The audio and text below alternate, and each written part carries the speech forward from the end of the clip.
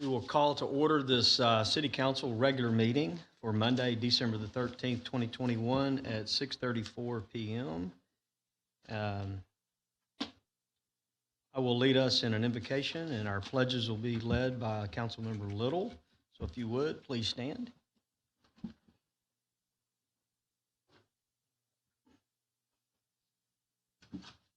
Pray with me, please. Heavenly Father, we just would like to stop and take a few moments to ask you to come and be a part of our proceedings tonight. Father, we invite you in and ask you to lead us and guide us and direct us.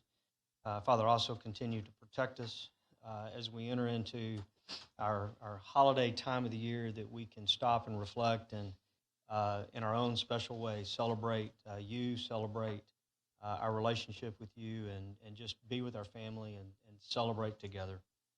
Father, as always, we ask you to continue to protect those who protect us. Father, our first responders who are always out and about and sometimes, Father, comes into harm's way. We just ask, Father, that you protect them, guide them tonight, whether that is a first responder right here in Pearland or certainly the men and women in our military across this world and across our country. Father, we ask you again to be a part of our proceedings tonight. Give us your wisdom, and may everything that we do give you glory. In Jesus' name we pray.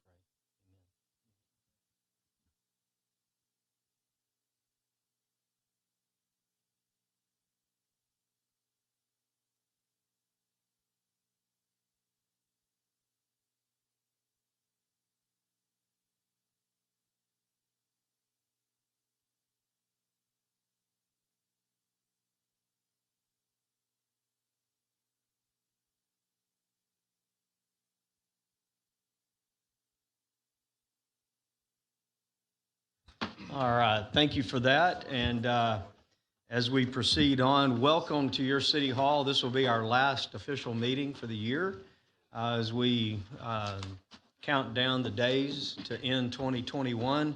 My right leg can't wait. It's been one of those years with it, so 2022 hopefully will be better for me in that regard. But we thank you for all coming out tonight and do wish you a very Merry Christmas and a Happy New Year as we turn the corner on 21, and let's have a great 22. Moving forward, roll call and certification of quorum. We'll certify we do have a quorum and all members of council are present. Next, we have citizens' comments. I believe we have several. Mayor Pro Tem Hernandez will be calling those out. We have certain people who just have general comments that we'll take now. Other people may have a specific item in the agenda, and we will call you out to make those comments when we get to that specific agenda item. Thank you, Mayor. We do have 10 total comments. 6 of them are general comments, and then we have 4 for specific items this evening.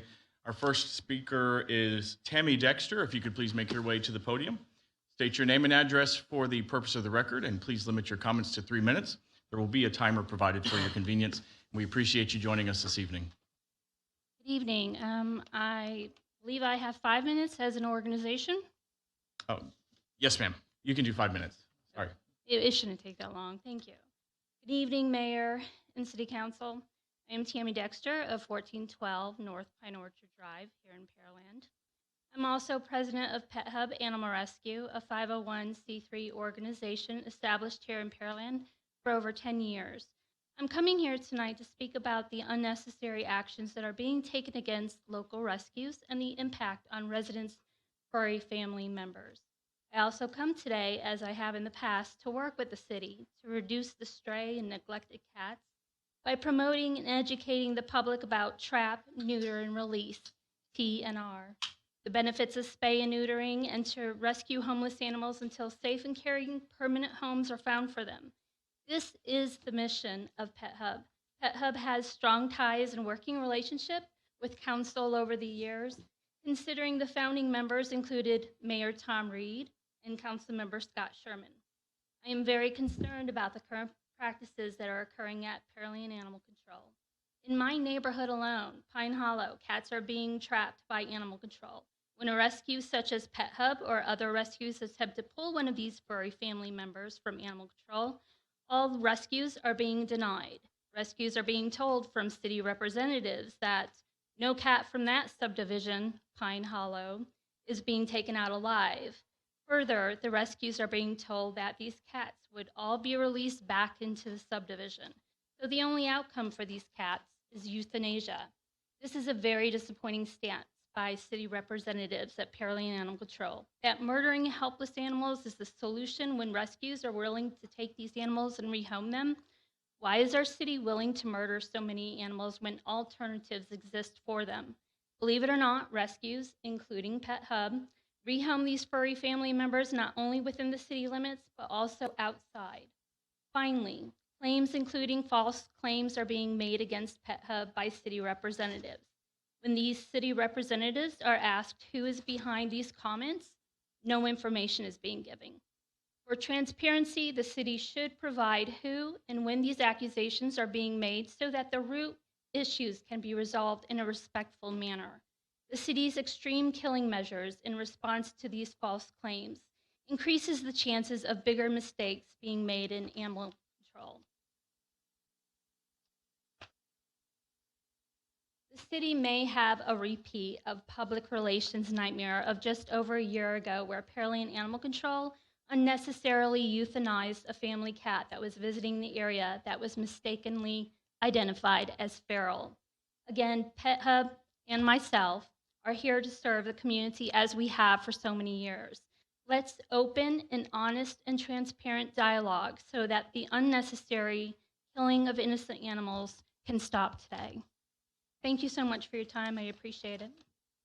Thank you, Tammy, for joining us this evening. We appreciate those comments. Mayor, next we have Robert Lister. You could please make your way to the podium. State your name and address for the record. Please limit your comments to 3 minutes. We appreciate you being with us this evening.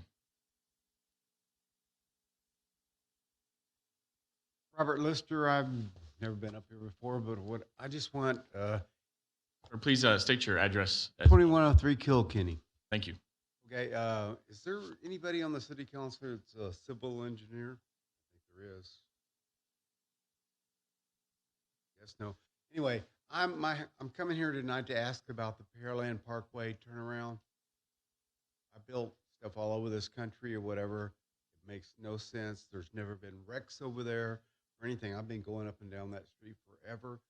And why on earth I do not, can somebody explain to me what is going over there and who paid for this, and who set it up, what contractor, whatever, because I'm going to look into it. I've worked everywhere in the country. That makes no sense whatsoever. It's got to be a stop sign. To me, it's going to cause more traffic problems, whatever, unless somebody can explain to me exactly what's going on there, because I don't get it. I stopped a couple of times to try to ask somebody. They said, well, you can't see the prints. I said, I can read the prints upside down or backwards. I built LA, New York, everywhere. That didn't make sense, and I don't know who approved that, but somebody's got to explain how that's going to work. If they can, I'm all for it, and it keeps the traffic flowing. But right now, I don't see that happening. I'm not stupid. Well, maybe I am. But never been here before, and I will be coming back here because somebody's got to explain who spent the money up there and approved this. And I don't get it. Somebody explain to me. Did anybody in this room ever seen any wrecks over there in 20-something years or 30-something years? I don't think so. Look, call the police department, call whatever you want to do. The records don't show it. So somebody needs to come up and tell me how that's going to work. That's all I want to say. Whatever, but it just does not make sense. Explain to me, and I will understand it if you can explain how it'll make it better. What I see right now, somebody, contractor, whatever, has talked somebody into doing something stupid. Thank you very much for your time. I appreciate it. Mr. Lister, thank you for coming down tonight. I'm going to invite Robert, would you step out and talk with Mr. Lister? You can give him all the information. Feel free to, he is. He's also sir, we can't dialogue with you, and we can't have this dialogue in the public because it's not on the agenda. You ask some questions, and we're going to get you the right information so you can get that information. Okay? That's what we're going to do. Well, that's good. We love having our residents at City Hall. So, Robert, would you step out with Mr. Lister and you can give him all the information? Feel free to put him in charge with the firm that actually designed it and everything else, and they can have that dialogue. Thank you. Mayor, next we have Richard Sharp. If you could please make your way to the podium. State your name and address for the record, and please limit your comments to 3 minutes. We appreciate you joining us this evening. Richard Sharp, 2516 Wood Creek Drive, Pearland, Texas, 77581. November 30th, 8 p.m., 2000 hours. This starts coming out of my faucet. Not the first time. It's been going on for 20 years. Okay? I got lots of it. I was out of town, but my wife was here. I told her to get some samples. So we sent one sample to the EPA, one went to a state lab, one went to SGS lab. We sent it to 3 different labs. I want to know what's going on because this is coming out of our water system. Clay. Everybody's proud of this water system. I paid for this. Any of you want to drink it?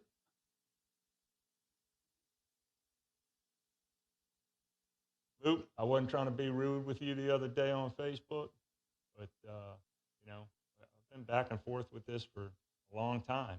Oh, just call them. They'll come out and flush the lines. Not helping. Still getting it. I'm at cycle 11. I got PVC pipes. I don't have metal pipes in my house. This isn't coming from me. This is coming through some of those high dollar meters you guys bought. And I'm paying for this. Funny, huh, Clay? You think it's funny? So I see on your agenda, on the agenda today, the earlier meeting was, your performance goals. You need to do better, man. This is your show. I know you think it's funny. But when we get those analyses from those labs, it's not going to be funny anymore because you can't hide it. It's going out in the press. And it's not going to be funny anymore. I don't want any discourse, but this needs to get out. This needs to stop. You guys are chasing every penny you can from the ratepayers. You're raising the rates. You're building this new water plant on the west side of town, and we're getting this on the east side. Again, decades. Y'all have had a long time to fix this problem. That's all I got to say. Thank you, Mr. Sharp. Appreciate those comments. Mayor, next we have Jimmy Davis. If you could please make your way to the podium, state your name and address for the record. Limit your comments to 3 minutes, and we appreciate you being with us this evening. Jimmy Davis, 5004 Combsville Street, Pearland. I want to speak to you about our trash service. October 1, we had a big change. We changed companies. We've gone to toters for both trash and recycling. Toter service is great. I got notification about upcoming holiday. I'm cycle 12. I'm one of the lucky people that Saturday is my heavy trash and recycling day. Saturdays are also when Christmas and New Year's fall this year. So as is standard policy, no service will happen that day. We have to carry all our trash over to Wednesday. For myself, there'll be no recycling for 3 weeks. I'll have recycling service on December 18th, and my next recycling service will be January 8th. In the past, the trash service, my recycling bin is 2/3 full every week, so I'm going to fill it up after a week. All my other recyclables, they're just going to have to go in the trash. In the past, not a big deal because you just set your bags out and Waste Management would come by and they just pick up all the bags. You got 10 bags, 12 bags because you didn't get picked up on Saturday? Okay, no problem. They pick up all your trash. With our bins, we don't get to do that. We have to take 7 days of waste that would be picked up in 2 services, and they all have to fit in one bin. Now, if it doesn't, or if the bin's overweight, They won't pick it up. They'll put a sticker on it. They'll say it's overweight. You need a second bin. What I think the city should do, you need to come up with something so that we can get rid of our trash. So I'm not having to pile bags in my car and drive over to Centennial Park and throw them in your dumpsters, because I'll do that if I got to. But ideally, maybe tell the residents, hey, give us free tags for our extra bags, and have Frontier on Wednesday pick up the extra bags. Don't make me pay for trash that should be picked up as part of my monthly fee, because I'm only getting half the trash service and I'm only getting a third of the recycling service that I pay for. So come up with something to take care of Cycle 12. It's, 8,000, 9,000 customers. Thank you. Thank you, Mr. Davis. We appreciate your input. Mayor, next we have Gail Bourgeois. You could please make your way to the podium. State your name and address for the purpose of the record, and please limit your comments to 3 minutes. Thank you for joining us for the second week in a row. We really appreciate that. Gail Bourgeois, 3506 East Circle, Pearland, Texas. I'm here for 2 items today.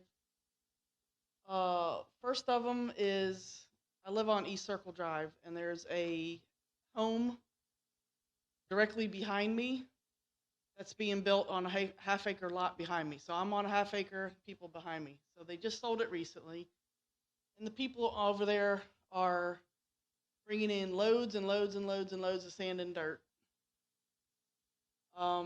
What's happening is, as you're aware from my last week's meeting, we're having a lot of issues in our neighborhood with flooding. And so I'm witnessing all this dirt being built up on these people's property, and I'm a little concerned where it's going to land. I've been told by the city everything's going to be fine because they've got it all worked out. But I see a house that's as high as my back fence has been built up. So if you see my back fence this tall, if you look where those people's property is, that's where their house is being built. And then beyond that, it goes down on the sides and down on the back. But I'm told somehow or another that's going to end up on West Circle. I want to hope that that's the truth. I want to hope that that's what happens. But I want for somebody to look at this, because if I'm already flooding in my backyard and my house is already surrounded by water and we're already complaining about it, many people in our neighborhood, this is just going to add fuel to the fire. So I'm asking for somebody to look at this to see if we can get some of that to land towards West Circle where it needs to be, and not to be filling up my property, because as it stands right now, that's exactly how it looks. But I've been told that that's not the case. But I'd love to go walk the property with somebody and let them show me what I'm not seeing. Second thing is, our neighborhood, as you're aware, many people turned up last week, many of which spoke, many did not, but they were here on site. This week, how many people are here from East-West Circle area? So about 6 of us or something like that. Anyhow, the reason I'm talking about this one again today is because, once again, we've had the city come out Friday and Monday since the last council meeting to dig out some of the ditches. A little bit of scoop on both sides of the property, on both sides of East Circle, that is. Now what's happening is, I'm running out of time. We'll give you an extension. With the floodwaters and stuff, our problem is at 518. That's what I can't reiterate enough. So I think that the city is looking at a bunch of stuff from what I'm understanding, but I can't express enough. And many other neighbors are going to be coming in throughout these different council meetings to express the same thing. We're backing up on our properties, and all the floodwaters are landing on our properties. So the bottleneck is at 518, and that's where we want to concentrate our efforts. And as well, if we can't come up with some alternatives, I've been thinking about this. You guys have a library over here. You got a school. There's all different kind of properties that the city probably owns. If we can't get our water shed off of that, let's start thinking of some alternatives. Get the creek wider, get the creek deeper.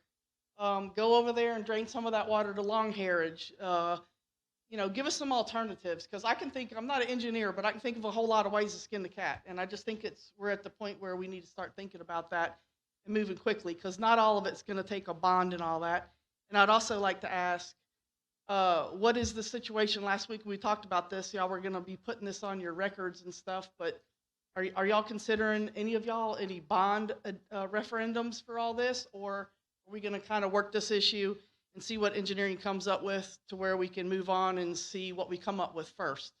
But keep in mind, I do appreciate the fact that y'all did some of the stuff, but we still, I don't think, are on the same page with where the issue lies. So we'll continue to come up here and talk about it and see if we can get some resolution. But thank you for what you have done as well. Yeah, Robert, one of the things that I would request is maybe we set up, maybe even with Josh, communication opportunity here with the residents over here about what we are doing. Clearly, finding the problem may not take, a day.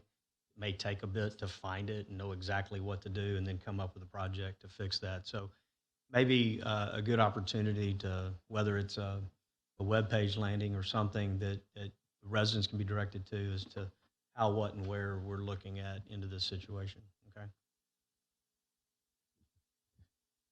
And I'll just to reiterate, public education, as the mayor stated earlier, we can't dialogue. So I know sometimes people come in here and they hear comments and we don't respond directly, but we always try our best to respond after the fact, either through staff or directly.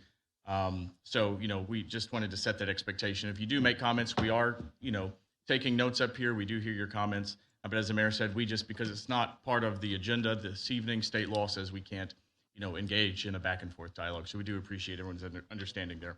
Mayor, we have one final comment for general comments this evening. It's Ivan Zuniga. If you could please make your way to the podium, state your name and address for the record. And you have 3 minutes there. Thank you for joining us this evening. Thank you. Good evening, Council and Major. My name is Ivan Zuniga, 3409 East Circle Drive. First of all, thank you for, listening to us last week and obviously doing a little bit of maintenance on our ditches recently. Like we explained, obviously, that maintenance, may help a little bit, but I think the issue is, obviously slope elevation to the original, drainage point, which is 518. It was interesting seeing last week on how you guys develop projects. So I guess I'm gonna have more like questions than comments. I'm used to seeing, projects being developed. Obviously, at this moment, there's no project on the agenda books for next year's. But I guess my question is, first, I'm used to have we set up a engineer assigned to a project that can, oversee and look, different proposed solutions on the issue.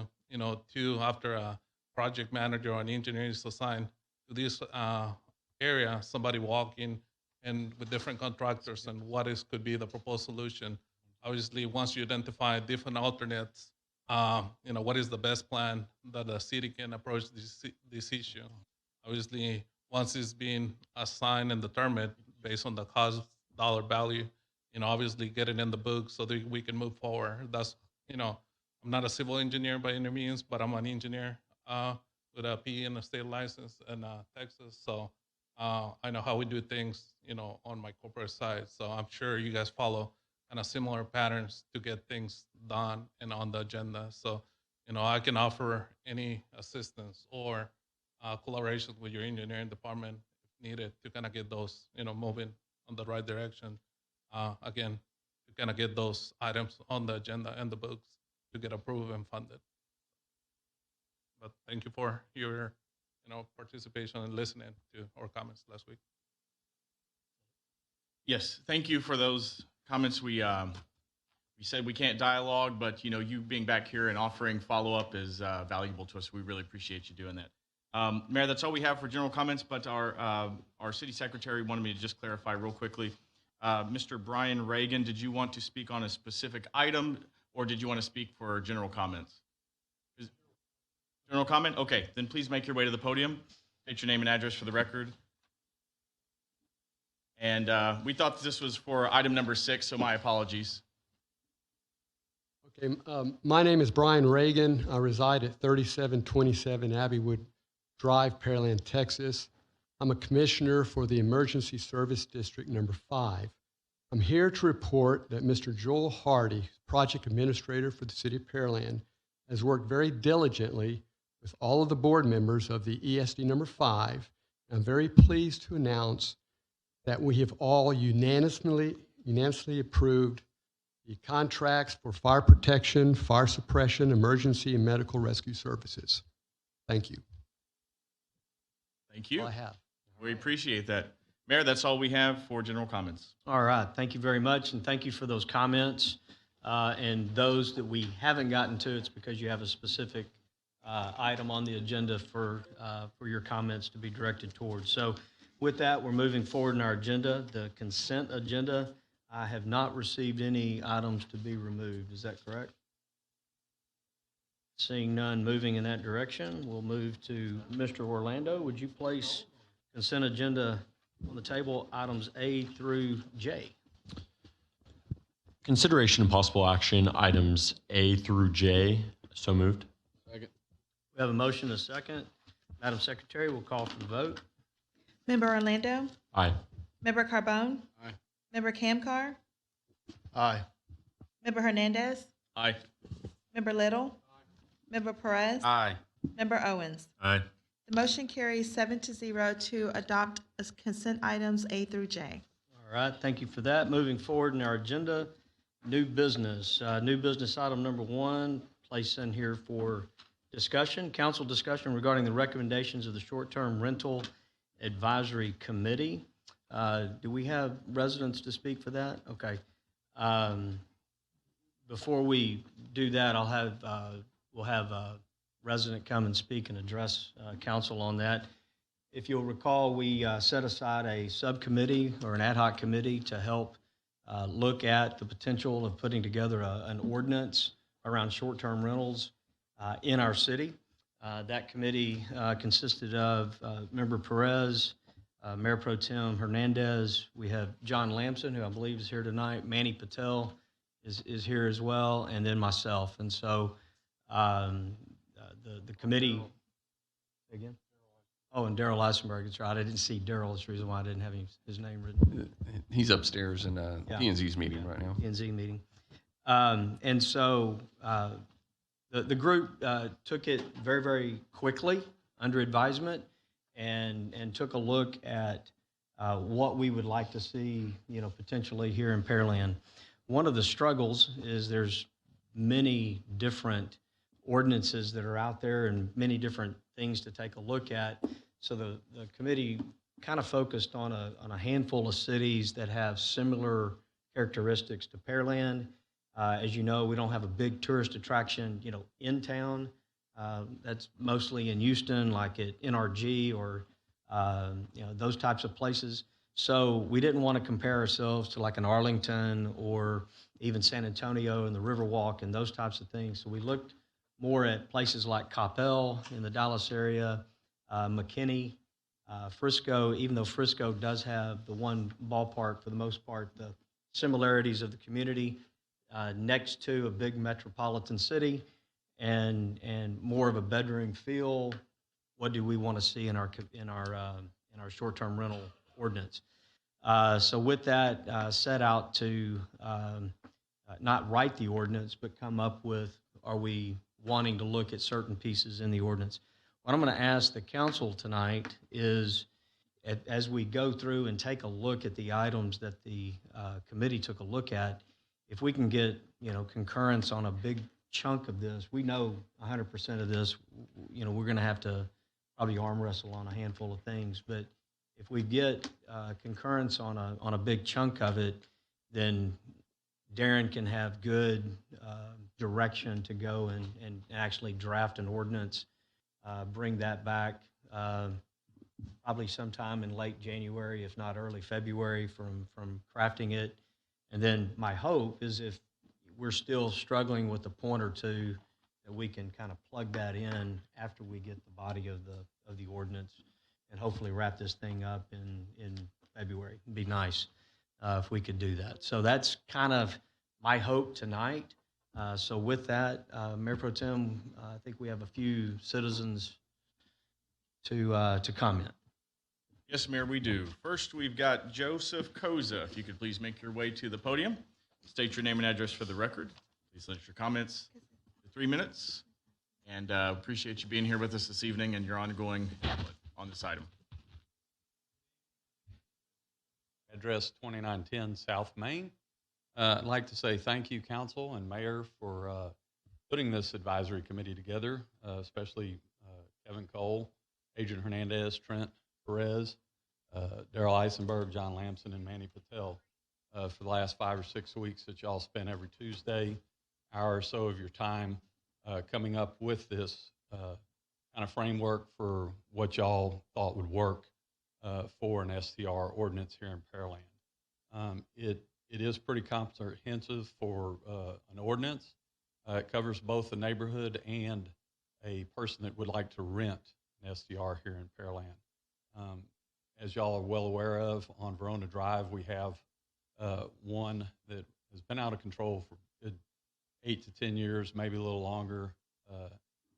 Randy Bailey could nail down the date when it started, but it turned into a party house and event center. And I think this type of ordinance would help in getting some type of regulation and way to deal with these type of situations. It also would protect the people that are renting an STR here in Pearland, that they're not renting some dilapidated building, which has happened before. So I would like to say thank you very much for your time and effort. I look forward to y'all's discussion. I look forward to moving forward with coming up with some type of regulation to bring this into compliance with the rest of the businesses here in Pearland, as well as the hotel community as well. Again, thank you very much for your time, and appreciate the effort that everybody put forward in coming up with this. Thank you. Next, Mayor, we have John Lamson.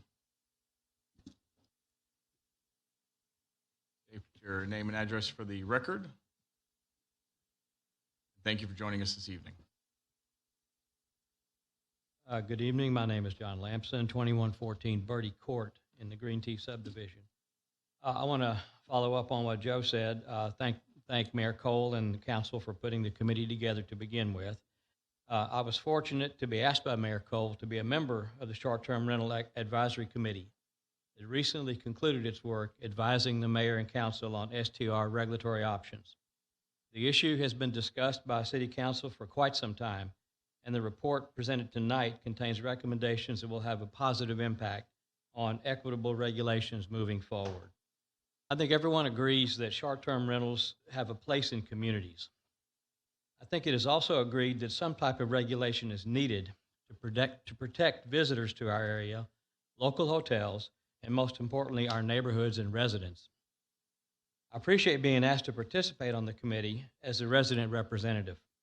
I tried my best to provide meaningful input. I was impressed by the involvement of all members of the committee as we met over several weeks. The committee was diligent in developing recommendations to council that are fair, objective, and balanced. Without question, we must provide a level playing field for our local business associates who have invested substantial time and money in local hotels. They deserve a fair, competitive environment. We also have to address the valid concerns of neighbors who must ensure the safety of their families, their homes, and their neighborhoods. And it is in the best interest of visitors utilizing local rental opportunities to know that the lodging afforded to them is legitimate, safe, and approved by our local government. Short-term rental operators will also know that they too have a level playing field as they offer their home to visitors. As a member of the committee, I urge council to consider these recommendations and provide the City of Pearland and its residents with a fair and workable regulatory ordinance regarding short-term rental operations. Thank you very much for those comments and for your service on the committee as well. Finally, Mayor, we have Manny Patel. Please make your way to the podium. State your name and address for the record, and appreciate you being here this evening. Hello, guys. Manny Patel, 2806 Miller Ranch Road. I just wanted to thank you guys for letting me be a part of the committee for the short-term rental recommendations that are going to be seen here in a little bit. And then just coming back from the hotel side, we're just trying to level out the playing field, and I think we came up with a pretty good set of recommendations, and I hope that everything is addressed, or we'll work through it to get the ordinance in place. So just to level out the playing field for hotels and STRs. That's all. Thank you. Thank you. That's all we have, Mayor. All right, thank you, and thank you both, gentlemen, for your availability and participation in this group. Probably as we move forward, we may even call on both of you to add input as our discussion as we go through some of this as to why, where, and how, and those types of things. We came up with some of these recommendations. So with that, Darren, do you want to start off with kind of orienting us with the recommendations and moving forward? Sure. Thank you, Mayor, council members, and of course, members of the public who are here this evening, and specifically the individuals who gave you your time to serve on the committee. So thank you again for your input. It is valuable. And so here we are this evening, and we get the opportunity to sort of sort through this. And I'll just cut to the chase because I know that's what we need to do to sort of figure out sort of some council direction here. With respect to the recommendations, you'll see them here on the screen. And Josh, I don't know, can it be expanded just a little bit for the public? There we go. All right. So I'm going to scroll down. Yeah, section 3 here. The recommendations were really broken down into 3 categories. You'll see the first one we're going to talk about is permitting requirements. And then after that, we'll talk about safety and inspections. And then finally, the last thing were some specific regulations.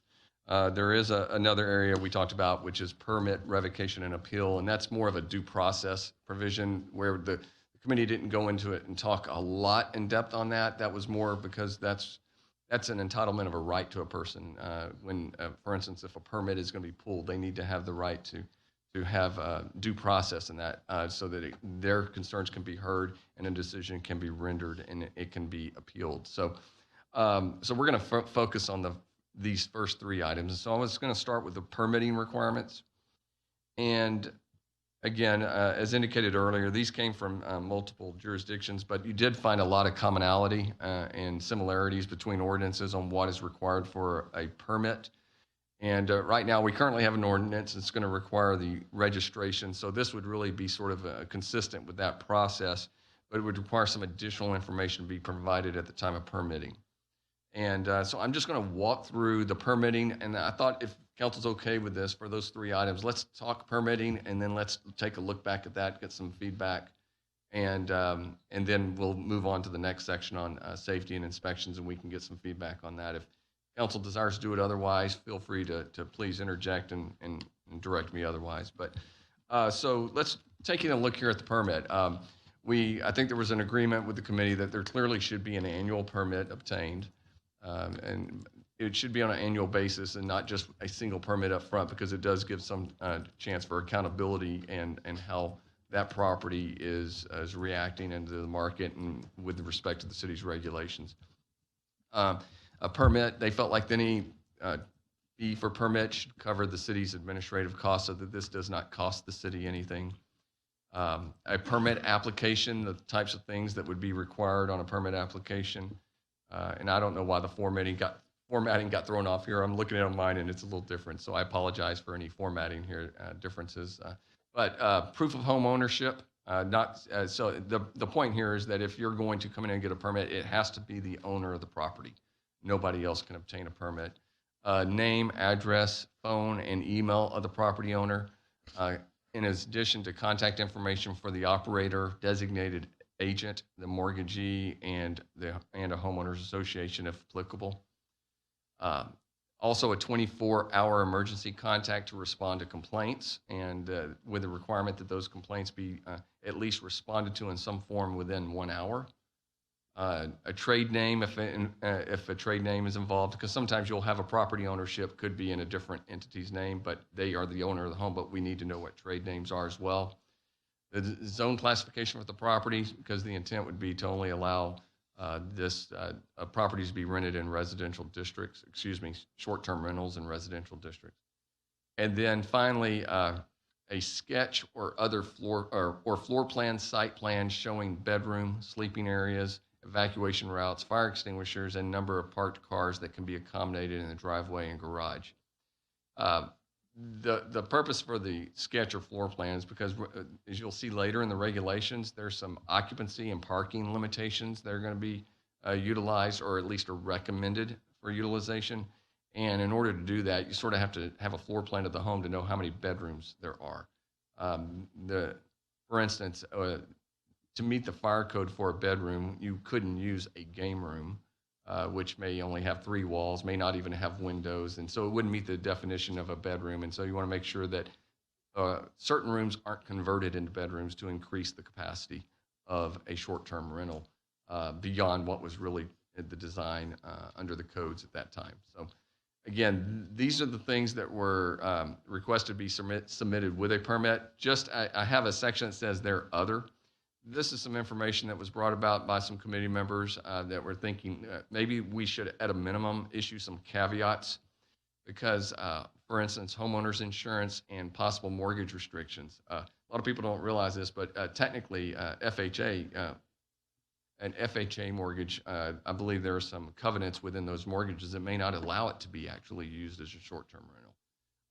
And then also even some insurance limitations. And a lot of times a person who's running an STR may assume that they have coverage when in reality they don't. And so there's some caveats there. The city doesn't regulate insurance for businesses and things of that nature, but we felt like it would, at least coming out of the committee, to at least recommend that there be some disclosures when an application is obtained to request a permit, that they be aware of these things and give them something to think about. So with that being said, again, this is the permit section. Wanted to go ahead and pass it back to council, get some feedback on that, and then we can move on. All right, so questions and comments on this section? Woody? Yeah, I think that a lot of good things covered here. And, the other side of it is I think that it should be the same things that are required by a hotel and the judgment on it. I think the number of vehicles to be located there at the residence should be there, and that should be limited. The other side too, if it's a pool there, it should be fenced with a lock gate, as you would have in a hotel area, and then probably carrying some kind of liability insurance. But I think that the inspections by the fire marshal should be done at least a quarterly period of time through there. So, but the other things I think is good. But I think anything that we require a hotel to have, it should be for this. I've got a concern anyway of having a business in a residential neighborhood, and the biggest concern is in our neighborhood over there. And I've been down there 3 times, I guess. And saw what part of it's what's going on, and the cars parked from one end of the drive all the way around to the main road again, and it must have been 30 to 50 cars. And, in something like that, the people are really concerned about that living there. And the ones I talk to say, hey, I don't want my grandkids to be out in the front yard when this is going on, in there, and it's a lot of noise and everything else. So I just got a real concern about, you come in and we do the planning and zoning and create a residential area, and this is allowing a business to be in a residential area. So I think, again, bottom line, it should be inspected by the city, and it should have the same restrictions as anything that goes on, like in a hotel or what have you. Okay. Any other questions, comments? Yeah, I have a couple. And Darren, trying to respect that distinction, I think the lines for at least some of my questions might be blurred a little bit. But I guess the first thing is we've covered a couple different issues. I think it makes sense to tease out those 2 different things that we've talked about. Kind of the first thing we talked about as this came up was around the collection of hot taxes, which we've already voted on and decided. And so those are going to be collected. I think that's going to come before us for a final kind of approval on making sure that that's being done in a fair way and everything, and the final process for us to sign off on. But so we're going to be collecting the hot taxes. The second thing, which I think more people were fired up about, certainly I was fired up about it, are nuisance properties. And what's already been mentioned here, what's well known to everybody, is a property on Verona, but it's not the only one, and it won't be the last one, most likely, throughout our city of 130,000 people. And so I think what a lot of the concerns came back to, and what was really important to me, is how can we give the city more tools to shut these down? Because I think this kind of dovetails a little bit with the conversation that we're having on other zoning uses, like as it pertains to vape shops. I mean, we're singling out the Verona guy. I mean, there's a vape shop that is flagrantly violated rule after rule after rule, and I'm kind of getting frustrated that we know that and we can't necessarily do something about it as quickly as people would like. And that was, you know, I think it might have been my first or second council meeting that a bunch of good people in Green Tea, including my godmother, came up here and said, hey, we've been dealing with this for forever, and we hear you, we hear what you're saying, let's call, you know, and we've been calling the police, we've been calling the city, we've been talking to our council members, and why can't anything be done about this? And that's a great question. And so what my thing has always been is how can we give ourselves the tools as a city to address these nuisance properties? But what I've wanted to do is be really kind of specific about those, because at the same time, you have that guy who's a huge jerk, doesn't care about his neighbors, and has been a thorn in their side for years. I think you also have other people that it's a grandma or it's two parents putting their kids through college that nobody even knows about because they're not being jerks. They're doing it the right way. They want to do things above board. And so how do we give ourselves the tools to hit that guy on Verona as hard as we possibly can without infringing on the ability of people who want to do it the right way, who want to be good neighbors? And so that's been my kind of weighing of that situation. And there's certainly a balance there. Yeah. So what I would say about this, I think there's a lot of good stuff in this proposal, both on the permitting and on the safety and inspection side. Some good things for sure, and I think we get down to this in the next one, but just being very explicit in a couple of different places about, you know, you cannot rent a house in Pearland for a party. You cannot go and rent a house in somebody's neighborhood and use that as a party rental. That's in a couple places here. I think that directly addresses what we've been talking about here. Another one, you cannot go and rent a house for a period of less than 24 hours. I think the implications of that are pretty obvious, and in a type of activity that we have a prerogative to not allow in our neighborhood. So I think there's a lot good there. I actually think that we could probably go further. I would certainly be in favor of going further on some of these things. And I know this goes to why this is so complicated. There's different state rules and requirements in place of what you can and can't tell people to do in their own homes. And they have to have due process, and it can't just be, oh, you know, we all know that we call the cops on this guy every other weekend, but there has to be some guardrails in place.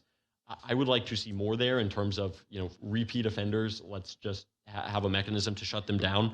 And also, I guess what I would say, and maybe this is added onto this, or maybe it's a subsequent piece of a subsequent ordinance that we do, but in talking about this last couple of months, I've heard from other folks, one that really comes to mind, and I asked about it, was over in Pine Hollow Estates. There's a house, and I think everyone was provided the information up here, that is similar to the one on Verona, that is constantly getting calls, that has the police out there often, that has become this party house, that there were shots fired there a few weeks back. It's not a short-term rental. The neighbor's just a jerk and owns the house, and these people are feeling that same sense of desperation and of frustration that, hey, we keep calling the cops on this guy. We know this is a problem, and nothing is being done about it. So I want to hit that guy, and I want to hit Verona guy in the same fashion. I don't know that necessarily the best way to do that, but I think we could see more here on that front. And I'd certainly be happy to, you know, if it doesn't logistically work, that we need to pass that separately. But I think everybody experiencing that's the main issue, is neighbors that are having the parties, making the neighbors and people in the community feel unsafe. That's really the core animating issue that we're supposed to address. So with all that, I'll also say I think there are other parts in here that I am less supportive of that seem to less directly address the inconveniencing of neighbors in that way. and which I think, while well-intentioned, I think are just, they don't have the same impact on making sure that neighborhoods are safe and clean and friendly in a way that I can't support. And so, for example, a few of these, it's like how many people can be in a given bedroom, like how many beds. I mean, it gets into all kinds of stuff about how big is the bedroom? Do we have a bunk bed? Do we have another bed? I don't want the government to be regulating that so much. I think that's getting a little too in the weeds, and it's very dependent on the specific house, the specific property. Another one that I think just makes this extremely cumbersome, like providing a detailed floor plan of the house. I think notifying the neighbors around, and then I think another thing that was discussed very explicitly up here was, oh hey, let's pass this hot tax thing. We're not asking for a permit. We're asking for a registration. There's not a permit. And then it's like the first opportunity, it says, we want to charge a permit fee. So that feels a little uncomfortable to me. I think my overall feedback would be, just in terms of shifting this, and this is what I was saying, Darren, I think this is applicable both to the permitting and the safety and inspections. Let's focus on these direct nuisance items and addressing these problem properties, whether they're at short-term rentals, which we've certainly seen, or in these other instances, with less of a focus to these other items that have less of a direct impact on the nuisance. And I would say it really comes down to, we had a discussion last week where multiple members referenced property rights, and we're actually discussing that same item again directly after this one. I think this really boils down to property rights from both perspectives, and that's, I buy a house, I have the right to not have some crazy party there and people coming and renting that out as a venue in a space that was supposed to be a nice family neighborhood. Those people's property rights need to be respected. Simultaneously, if I want to run an Airbnb and I'm paying my hot taxes and I'm doing everything the right way, I'm not having the crazy parties, I'm making sure people aren't parking and disrupting my neighbors, and I'm doing that to help my kids get through college, I think we need to respect those property rights as well. And so do organizations like the Texas Association of Realtors, which most, if not all of us, probably filled out their candidate questionnaire when you're running for election, and they think that even a registry of Airbnbs is a violation of property rights, let alone some of these things about, you need to furnish a diagram of the house and whatever. And the last thing I would say just on this, I just have and maybe it's because of my age, and maybe that's a reason it's good to have different perspectives. I just have a little bit of a different perspectives on short-term rentals in terms of, like, when I get into an Uber, I want that Uber to have some bare minimum level of safety. But I am really glad that I have an Uber that I can call here in Pearland, and that I don't have to go to a phone book and try to get on the phone with a cab and get a cab to come out here. And I know when I'm making that choice that the cab is more thoroughly regulated, and that guy went through a lot more red tape, and that there was all these processes in place. But I am willing, because of the value and the convenience and honestly, just my free market choice to get in a Uber, and sometimes they suck, and the window doesn't roll down and the AC doesn't work, but I think that's an important option to have. And so, kind of talking about, I think there are some principles. For example, they're required by state and city law to pay a hot tax. If we can do that in a fair way, absolutely, let's collect that hot tax and put that on an even standard. But there are other instances where I'm like, okay, I don't think we need OSHA to go in and look at everybody's house that is trying to make a couple extra bucks, that might just do this once or twice a year, might just do this for a special event like the Super Bowl. So that's kind of my final feedback. Focus on the nuisance people, pop them harder. I'm willing to go as far as we can on this as the law would allow, Darren, towards popping those, but kind of de-emphasizing some of the other issues that pertain less to quality of life for neighbors in the area. Very good. Member Kamkar?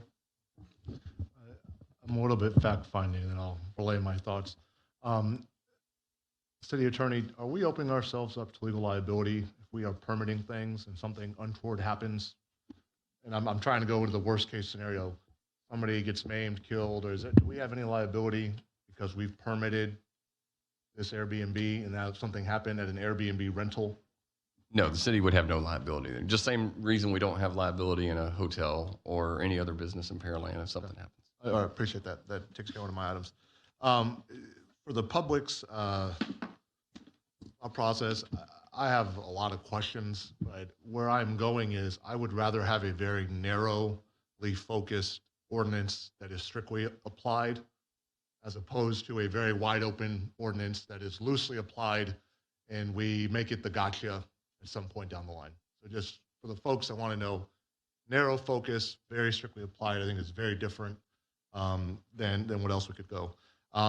For the comments around permitting for the city attorney's benefit, I think we need to distinguish between an owner-operator as opposed to a corporate entity doing this. If they're doing this all across the country, for some folks who know some of these office companies like WeWork, they literally rent space from a landlord and then they repurpose it. I'm not saying that's happening here or today, but you're thinking 2 and 3 and 4 years down the line, we don't want to revisit this. So I'd like to think that an owner-operator is going to be looked at and treated, at least on the permitting, on the fees, probably different than a national entity. So just one thing to memorialize. I think a time limit on the permit outstanding. So if you permit on day 1 and submit, there needs to be a shot clock of when the city needs to get back. You could very easily see this as a way that we just never get back to you and you go away. So a shot clock would be, I think, appropriate. I think a limit on how many can be applied per year. If somebody goes and rents out a home and goes and rent out 20 homes, then turns them into a mass situation, I could see how that could go wrong. So I think a limit on how many can be the same user requesting a permit application, that they can't do more than 10 or 15 or 30 in a year. And I'm agnostic on that. I didn't know where you were going with that, and I got it now. So same entity doesn't come and do it 40 times. Right, I got it. So that takes care of mine. I think a not to exceed number on the fees needs to be set, going back to that number of the owner operator as opposed to the corporate group. And then I understand on item number G here, which if you want to scroll up, Darren, just a little bit, the floor plans. I have a lot of agitation on this because I don't know if the general public knows, but there are a lot of folks who do not have it all up here. And you do not want public access to where you live, your kids live, what room they're in, where your wife is staying. Bad idea. Just telling you, bad idea. Don't want that out there. I am very happy with the number, and somebody can go verify that in inspection, but it is not a good idea to have in a public domain what the layout of my house is. And I'm just telling you that's for public feedback. I know at the group may have a different perspective on that, but that's a public safety issue to me. And that information in the public space is used to harass members of this council and other public servants. When it comes and happens at your place and you're not prepared for it, it's not fun. So that's just my thought around permitting. So I'm going to give my time back to the mayor. Member Carbone? Thank you, Mayor. I just want to thank the committee. I think it's good. It's a great start. To Councilman Owen's points, Manny was on there, so that's why I was glad we had a hotel operator on there, so that we can kind of get their stamp and buy-in. And like any ordinance, I mean, we're going to put it out there. We're going to find some gotchas, and Darren will be back saying, hey, we need to amend it to fix this scenario that we never dreamed possible. And then in terms of the fee, I appreciate the not to exceed, but I think like all our fees, we'll revisit those with the budget process on an annual basis. So, this body will be in charge of setting that. But I like it, and I get the intent. I understand the balance that Councilman Orlando's coming at, and I think this is where it needs to be, and I appreciate the committee working hard and fast. Thank you, Mayor.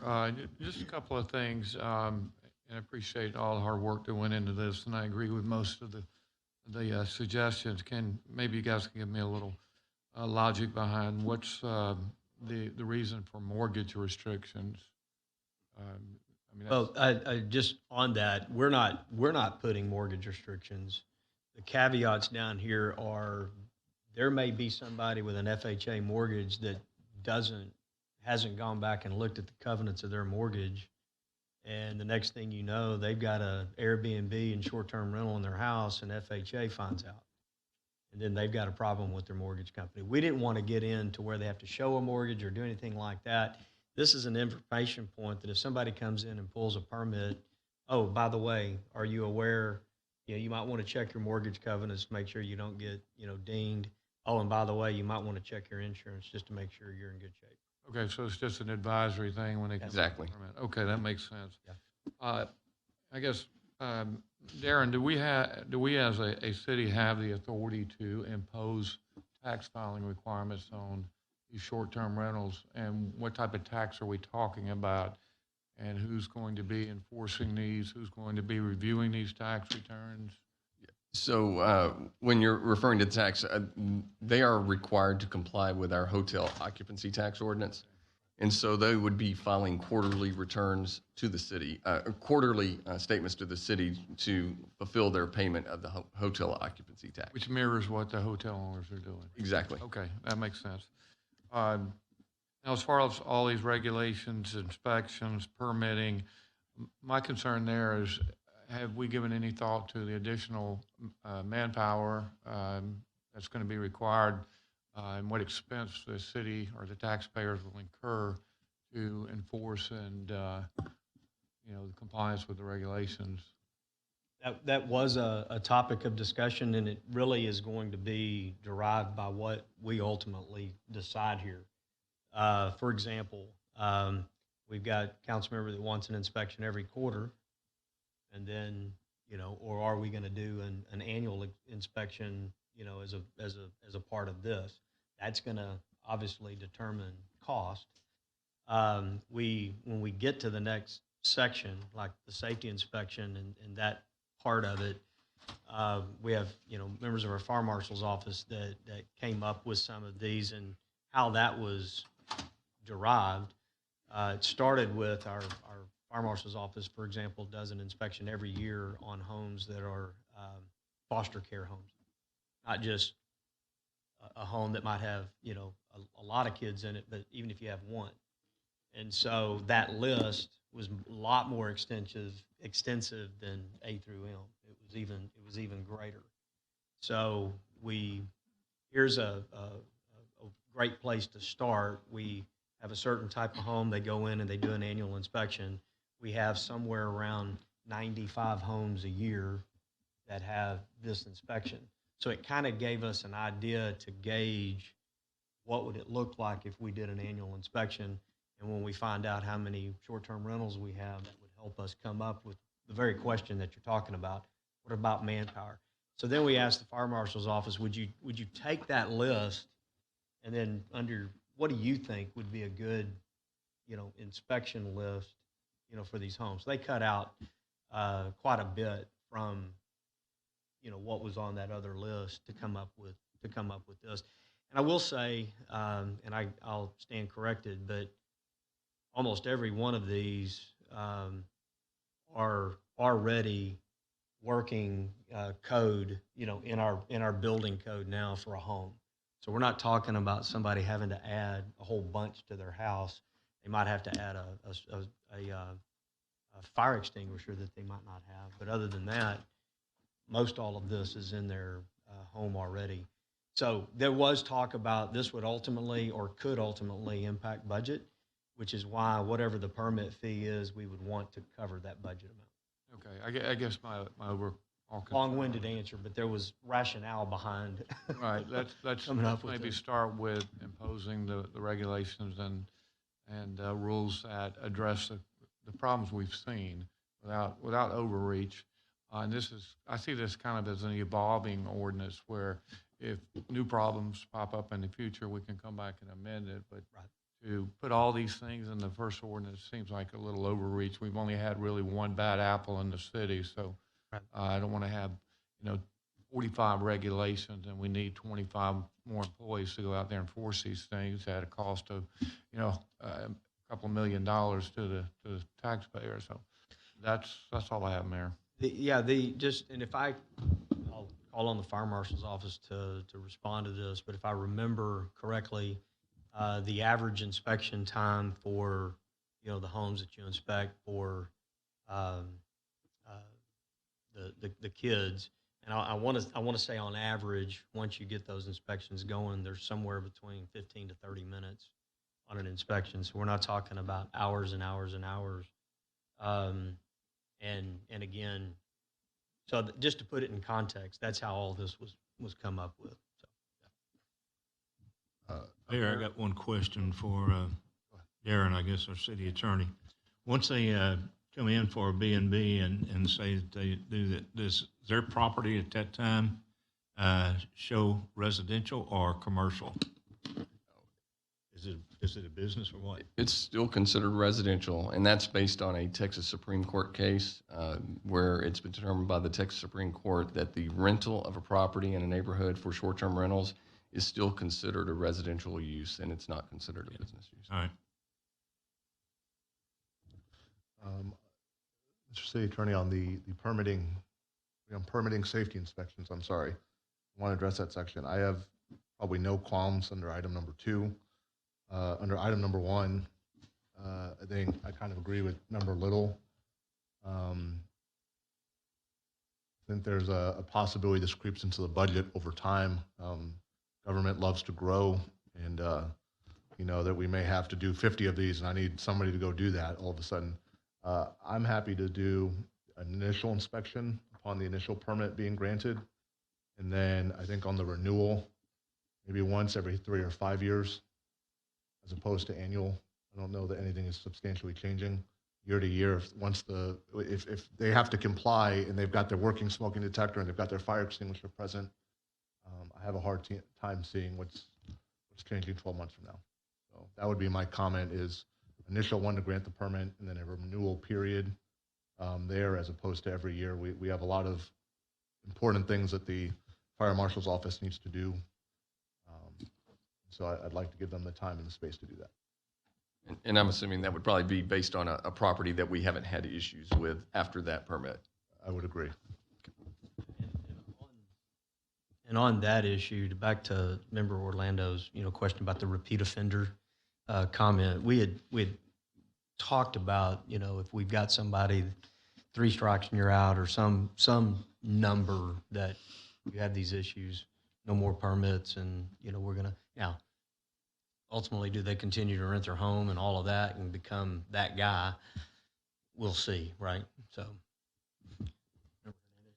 Thank you, Mayor. So I'll say, first off, being on this committee, I wanted to extend a thank you to the other members of the committee.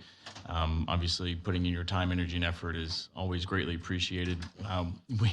As you saw tonight, we have people that come here to give us their input, and it's oftentimes difficult to kind of get that dialogue moving and do the follow-up and things. So having that opportunity to really sit with you on an issue like this and get that direct feedback as well as input from you is really great. I always try to learn something. I sit on other various boards and commissions, and I always walk away, I think, feeling more knowledgeable than I was before I went in. So I appreciate you participating in that. Trying to stay within the scope of the first part of this.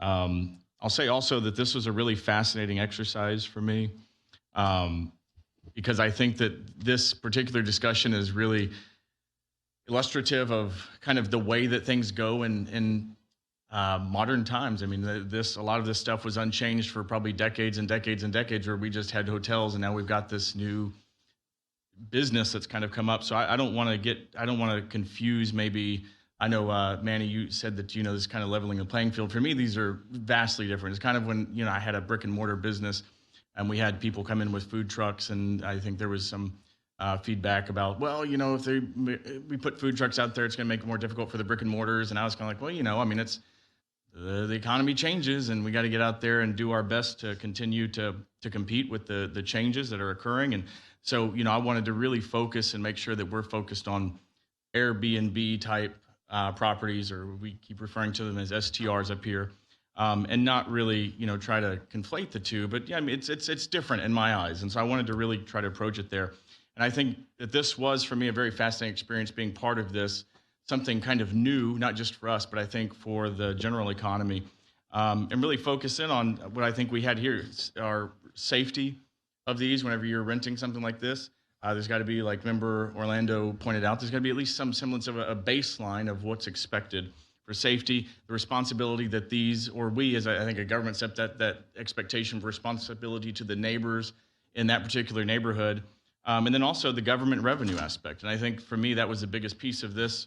This was all born out of the fact that, these operators are expected to pay hot tax. And if there's any part of this, I think that would be leveling a playing field, it would be the collection of hot tax. So I wanted to make sure that was really kind of, at least for me, the foundation of this is ensuring that we know who these people are, and then have an opportunity to collect the tax. So, my biggest takeaway from this is really just the government revenue perspective of it.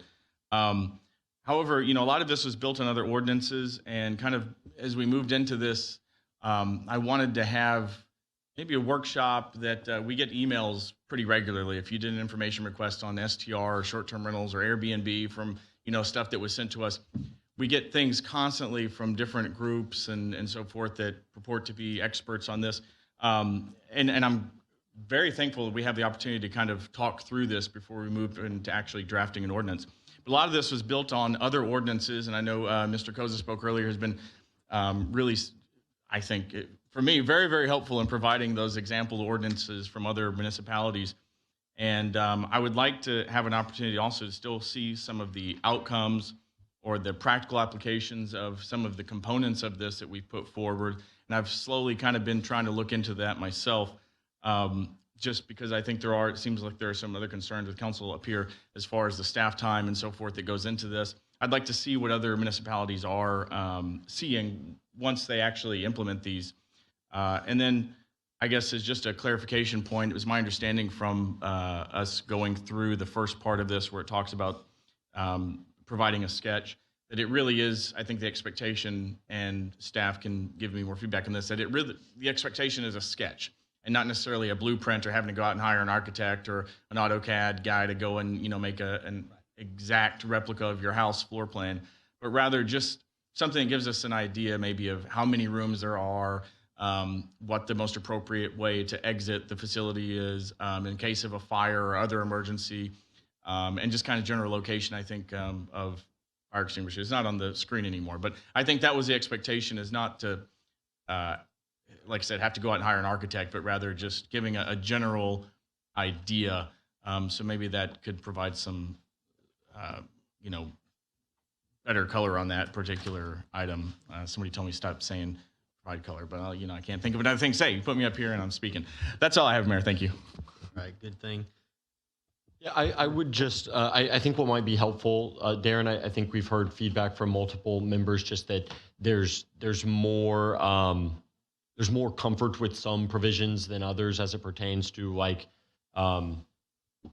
the explicitly banning the use of a rental for partying and providing I'm trying to see which part of it is up here, but the providing the information in the door that explicitly says, these are the rules. I think parking is another one, like, hey, you can't park in front of your neighbor's houses, or we're gonna be really aggressive about that. So I would be interested, and it sounds like maybe multiple other members would be interested in, when this is presented in ordinance form, of kind of having a little bit of an option there of saying, like, here are some core activities that directly influence neighbors, such as so let's call it like internal versus external facing. So externally, whether, I guess, parking on the street, whether or not that you can or can't have a party, kind of 3 strikes you're out, that things that the mayor was referring to, versus these other items that are less directly targeted towards specifically abating nuisances. And that's everything from, I guess, the fire inspection to the 200-foot notification requirement. And so I guess just giving us a little bit of an option, because I think we're all on the same page that we want to pass something here. I think we're just going to have a discussion, as the mayor indicated, about specifically what's the best way to do that and what's kind of core, and then what some of us find to be superfluous. And so I guess as that's brought forward, I think that discussion could be better facilitated, and we could get this passed into law as soon as possible if we kind of had some options presented there, if that's good enough. That's fair. I mean, I'm hearing some different opinions. Just for example, you take, I think there was a concern about having, or a suggestion that you could do an initial inspection, and then for properties that seem to be compliant, not having to do it on an annual basis. But at the same time, there was also concern about having to provide a floor plan and giving that type of information. So one of the things you could take there is combine those two to some extent, in that when you come in and do your inspection, I mean, have them put on an application how many bedrooms there are. That will be verified through the initial inspection. And then you can get that verification of the number of rooms that qualify, which can then determine the occupancy, which could then be, put on the advertising and things that we've indicated on here. So there are different approaches we can take. Obviously, council's gonna weigh in on that and at least put us in the proper direction. So right now, what I've heard so far is, correct me if I'm wrong, the council doesn't want it to be overreaching. You want it to be balanced, but you also want it to be targeted. And what I'm hearing, at least from you, Councilmember Orlando, is that you would like it to be targeted. When I say targeted, not toward individuals, obviously, but you're targeted toward the behaviors that the council is trying to address. Right. And to me, the main one that we're trying to address is people feeling, people being bothered in their own neighborhood. The rights of the people that bought a house are now being bothered in their neighborhood by a nuisance property. And so another way I would kind of divide it, I think some of these things are meant to protect neighbors from being bothered by this. And I think some of these things kind of don't do so much to protect neighbors, but just in general make it more difficult, just raise the barriers to entry for people who might want to do this without necessarily having a big impact on the neighbors. And so, I mean, that's kind of where I would draw the line. I think all of us up here might draw it slightly differently, but I guess I'm just saying, I think we can get to something as like the first time this is read and presented that we can pass and have very broad support for if we just have options between those two different flavors. And I agree, but there is a balance between coming in and seeking permission to do something that would not ordinarily be done in a residential area, so that when you do that, you want to just balance that. And I agree with what you're saying is you have to figure out what that balance is, and we can figure that out throughout. Yeah, and I think the point is, if this is kind of what I'm saying. We had the Super Bowl here in 2017. You can go on Airbnb and still, you can see probably hundreds of houses in Pearland where people were like, oh, this is something I could do and make a little extra money for this one weekend. I think we know that they're not going to do that if they have to pay the fee, go through this process, create a sketch of their house that's then part of the public record. And that's fine. That might be the intention of some, but I don't know that that's the intention of everyone to just blanket discourage STRs that are operating in the right way. And so I guess that's what I'm kind of saying. The things that are, I think no matter what, even if you're going to just have the Super Bowl thing once, you should have to be a good neighbor and not have people park in front of your neighbor's house and not have parties at the house. But in terms of, I think there's other stuff that just broadly suppresses someone's ability to do an Airbnb. And those are the things that I would kind of want to take a second look at, or at least have the option to consider separately apart from the core things that are enforcing people that are doing wrong by their neighbors. Right. Member Perez. Thank you, Mayor. First off, Darren, I know you went through the first component of it, the permitting requirements. Did you have a plan to present the other component? It's sort of I think council took it the direction that council wanted to and jumped into some of the other items. As safety inspections was one of those, as you can see here. That's where we were, and I think that was the mayor elaborated on how that or at least the committee, reached to this point of using some of the recommendations from the fire marshal's office. There's a guest notification sheet that would contain certain information that they would be required to have posted on the property. Next, beyond that, if you want to go ahead and scroll down, that was the specific regulations that council was interested in. Some of these are things that I think Councilman Orlando was referring to. So these are just some of the things. I'll go through these quickly. As you can see here, that no external signage, have occupancy limits, 2 persons per. And by the way, on the occupancy limits, it was not based upon the size bedroom or anything, and it's really not. It's just how many bedrooms, and that way you can come up with a number that can be determined on the maximum occupancy for that house. And so it's basically 2 per bedroom plus 2 adults with a maximum of 10 adults or 10 individuals at the property. Then you had parking limitations, 1 vehicle per bedroom or a maximum number that can be contained in a garage and driveway, whichever is less. Then we had advertising limitations, things that needed to be disclosed in the advertising so that the anybody who comes in and rents a short-term rental would then have a clear direction on what their occupancy and parking limitations are, in addition to having to disclose what some of the city's rules and regulations are, what's permissible, what's not permissible. And then finally, there were other restrictions, unlawful to advertise without a permit, unlawful to rent without a permit, unlawful to operate without paying your hotel occupancy tax, unlawful to rent to a guest under the age of 21. And it goes on here, unlawful to use or allow the property as a party, entertainment venue, or any commercial or other use, unlawful to park recreational vehicles, trailers, boats, etc. on the property. The one that probably generated the most discussion on this was the G, the notification of property owners. I know if members of council are probably looking for something less, reaching, then this would obviously probably be something that would be up for discussion. And then finally, cannot be rented for less than 24 hours, and then obviously.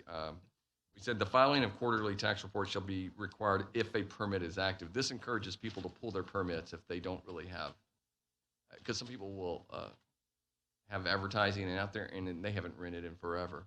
And so we want to make sure that it encourages people to come in and take down their advertising and also withdraw a permit if they're no longer going to be operating. So. Just real quick to provide, not necessarily clarification, but just on G, notification and issuance of a permit, city provide notice of all property owners. One we had talked about, the need for that, and really it's just to have, if you're here, basically the houses that touch you are aware that this house now has a permit for STRs. If you've got any issues, complaints, if something happens, here's who you contact, which is the property owner, and just work out your issues amongst your neighbors as opposed to getting the city involved. That was really the intent behind it. And we said we've got the software available that we can provide that notification or provide that notice. Rather than we had talked about having the actual STR owner do it. And then it's like, okay, how do we know it's been done and all of that? So we said, well, very much like our zoning cases, we could do that and use the same 200 foot. So the reason was to just put that contact information in the hands of the neighbors, that if you've got an issue, call your neighbor. Don't necessarily reach out to us first, reach out to your neighbor. So I wanted to provide some clarification on that. I'm certainly okay if it's not in there. It's just that was the reason behind it. So, remember, Camcar, you had a question? Yeah, I've got to run through my quick list of stuff and try to be brief because I know Member Perez probably has some great items. It's all right. I'll wait. Thank you. On the specific items, I think parking needs to be something that is clearly addressed. I heard the complaints about the access when the party is happening. And as somebody who works in land development, road access, ingress, egress is important. Enjoyment of the property is important. I don't think the one vehicle per bedroom solves it for me, to be quite honest with you. But maybe it does. I don't know. But I think the ability to tow a vehicle needs to be in there somehow, some way, assuming that they're blocking ingress, egress, or they're parked in a place that is keeping a owner from leaving their premise. I don't know what the answer is there, but if they want to run this, the city has permitted them, and all of a sudden it causes stress in my life, or it causes me not to be able to leave, or something of that effect, there needs to be the ability to remedy that. That's just kind of where I'm at. And I'm throwing the idea out there. I wish I had more detail on how that. I'll tell you, in fairness, we wrestled with the parking component, didn't we? We wrestled with that. Right. And because if somebody is legally parked, Right. whether it's inconveniencing somebody or not, if they're legally parked on a public street, Sure.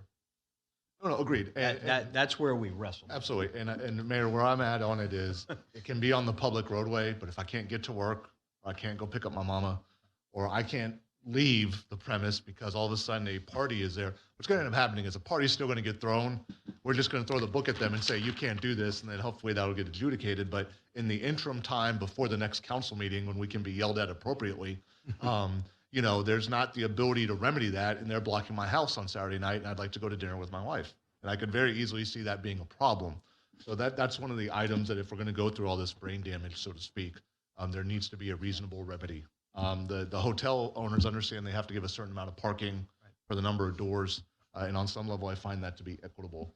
Item J on this list regarding the STRs and the tax reports, I think that's an upon the request of the city item in my mind. In terms of upon the request, are you paying your taxes? It's another way of regulatory impediment, and it becomes an administrative item. If the city needs to know because they're a nuisance upon request as opposed to a mandatory item. Something else that came up to me about that you brought up, city attorney, is what happens if these guys roll off? If they what? If they get inactive or they roll off. I'm not opposed to seeing an activity that turns off your permit. You have to come reapply. I could very easily see that you don't do it for 24 months, you roll off.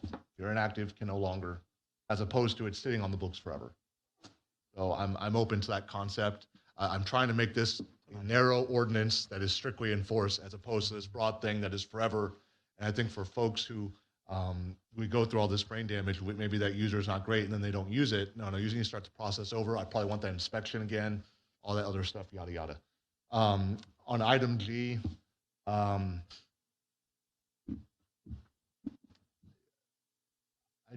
we need to find a different way to notice. That treads into other areas, and I'm not trying to scandalize the person that's using this. I'm not trying to create more activity here about this person. If we create a permit process, and now we're going to come and yell, why did you permit this guy next to me? There needs to be a more artful way to do this. My recommendation at this juncture is you put the physical notice when you want a P&Z notice of use. Is that correct? When you want a zone change, there's a notice of the application. Is that correct, Mr. McDonald? We put there's a posting on the site, and then there's mailouts to the 200 feet, and then the agenda. I'm happy with the posting on the site. This is inartful to me, and I'm generally not comfortable with that. Can I ask for clarification? Do you mean posting on the physical site? Like, are you talking about the CUP notice? Like Yeah, there's a sign that's placed on this property. It has to be 10 days before the hearing, I think, that says we've applied for. I'm happy with that. It can be 3 feet in big font. I'm good with that. I just mailing to the neighbors and everything else is troublesome. It's only gonna exacerbate this problem, not make it better. And to member Orlando's point, we're trying to target the bad actors.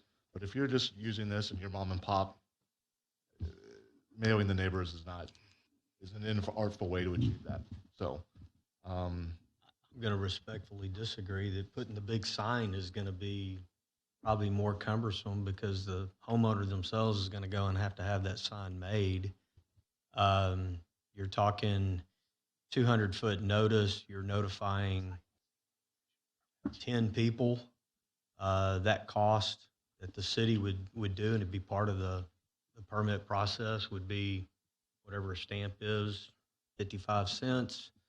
Plus, the cost of generating the letter, going and getting a single sign at any of the sign shops cost you $40 to $50. Mayor, that's all I'm saying. I mean, we're going to respectfully disagree on that item. I'm just not going to get there on that noticing. That's okay. Yeah, I'll disagree with both and say I don't think either is necessary. But I was going to say, putting it on a website. You talked about options, and whenever I do bring something back to council, another option is you can always have a site on the city's website or a link to the permit page to where people can go and identify where any permits have been issued for SDRs in the city. I mean, that's another option. I know that some cities do that, and so. Oh, yeah, I appreciate that. And I just wanted to piggyback on one thing that was said, just to kind of draw, we have this distinction, and I think it's a real distinction, that there's kind of two groups of people. There are some people that literally will go and like rent out a house that they will use for Airbnb, and that's like a legitimate like business. Like they go and buy that, they're never going to live there. Yeah. I think in the regulations on these, they'll call them like non-owner occupied buildings. Like they literally don't live there at all, and they are doing this for a business purpose. And they probably, since they have people in them literally almost every day, they want to juice their occupancy in the same way that a hotel does. They're going to have a ton of people there. Then there are these other people that are just maybe doing this casually. Maybe they have it up on Airbnb and they're like, oh, if somebody gives me the right price, and maybe they end up doing it a few times a year. I think we're all kind of more sympathetic to that second set of people. I think we're all a little more skeptical of that first set. Like that first set is kind of running a quasi hotel out of their neighborhood. But I think the effect of a lot of the kind of, if we say like the core regulations here and then the additional regulations, a lot of the effects of the additional regulations are going to make it so that only the people who are the professionalized actors who are wanting to do this all the time have the financial incentive and wherewithal and expertise to want to do this. So we're going to drive mom and pop out of this because they don't want to do a site plan. They're only doing this like 3 or 4 times a year, so they're not making enough to cover the permit fee. But the guy that rented out his house, and he's doing that all the time, and he's advertising it on the party websites and everything, he's going to go jump through all the hoops. And so that's kind of, since we made that distinction, I just want to draw that I think that's a potential concern. If we get too regulatory, we could actually be selecting for exactly the kind of people we don't want and screening out the people that might be doing this for the right reasons. Member Perez. Thank you, Mayor. Just as I have the opportunity, I want to thank all the members who served on the committee. It was about, I'd say roughly, we spent about 10 hours debating all this. None of the stuff that in here is arbitrary. It was all kind of discussed at length. A lot of what we're mentioning now was a lot of the discussion that we had. I would say that I think the mayor and I would both say this does not perfectly reflect our ideas. It perfectly reflects the work of the committee, whose time, valuable time we borrowed to try and formulate something as a recommendation to us. My hope is that as a council, we respect the work of the committee, draft an ordinance in line with what the committee recommended. Maybe we have some debates about some provisions in here, but let's not rework it. Let's not rework it in its entirety. I'd say I don't think I've had an issue that we've discussed that more perfectly and succinctly deals with one of the more difficult things we do as a council, which is how do you protect an individual's property rights while also protecting the rights of their neighbors. The joke I used to have is when I worked on staff is like the 2 complaints I'd get in the permitting department is, how dare you not let me do whatever I want to on my property, or how dare you let my neighbor do whatever they want to on their property. It's going to be one of those 2 things. It's generally categorized, and this is what this represents. There's a lot of ifs, thens, what ifs. This particular provision, these guys are a corporate entity. These guys are a mom and pop. These guys have 2 homes right next to it. There's just no way that we could solve all those problems at once. I think personally, this really represents a lot of good quality work. There may be some edges we need to snip, but I don't want to unweave what the committee did. I want us to be careful about that because there was a lot of thought, an awful lot of thought put into pretty much everything that's being recommended. My hope is that we draft an ordinance generally in the realm.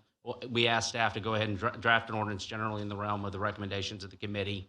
Once we have something actionable here, maybe we can chip away or modify a couple of the provisions through amendment, and then allow it to progress. I think with as much discussion as we've had here, that I personally, I mean this as with no disrespect, I've had a hard time tracking everything that was stated.